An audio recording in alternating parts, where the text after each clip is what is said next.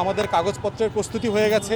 শীঘ্রই আপনারা দেখবেন হাসিনার বিরুদ্ধে সারা বাংলাদেশে প্রত্যেক শহীদের রক্তের যে বিচারের দাবি নিয়ে আমরা মামলা করব। এবং যেখানে ইংল্যান্ড, আমেরিকা, ফিনল্যান্ড থেকে শুরু করে বিশ্বের বহু গণতান্ত্রিকামী দেশে হাসিনা পালানোর জন্য চেষ্টা করেছিল, কিন্তু সেই সকল সরকার জানে যে মানবাধিকার, গণতন্ত্র লঙ্ঘনকারী কোনো ব্যক্তিকে, কোনো স্বৈরাচারকে তারা আশ্রয় দিতে পারে না।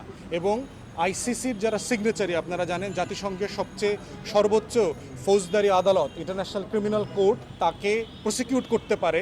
অতএব ভারত হচ্ছে আইসিসির স্বাক্ষরকারী দেশ না। অতএব এই কারণে তারা মনে করছে যেহেতু হাসিনাকে যে কোনো মামলায় গ্রেফতারের ওয়ারেন্টি জারি করার সুযোগ আছে, তার এমন একটা দেশে তাকে আশ্রয় নিতে হবে যেই দেশটা আইসিসির স্বাক্ষরকারী দেশ না।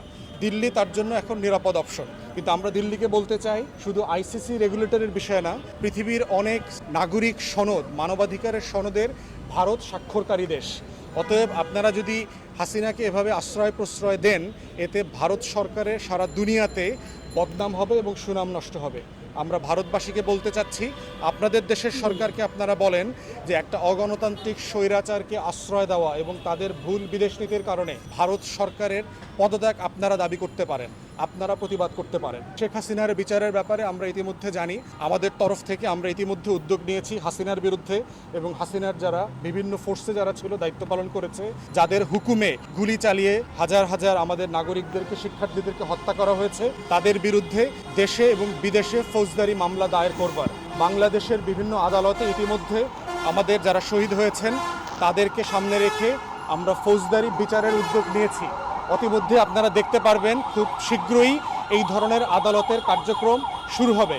যেহেতু থানাগুলো বন্ধ, কোনো শহীদ পরিবার এফআইআর করতে পারছে না, আদালতগুলো বন্ধ, ফৌজদারি মামলা নেবার জন্য যে আয়োজন দরকার বিচারকদের, তারা এখনও কোর্টে ফিরে আসেন নাই। অতএব আমাদের কাগজপত্রের প্রস্তুতি হয়ে গেছে।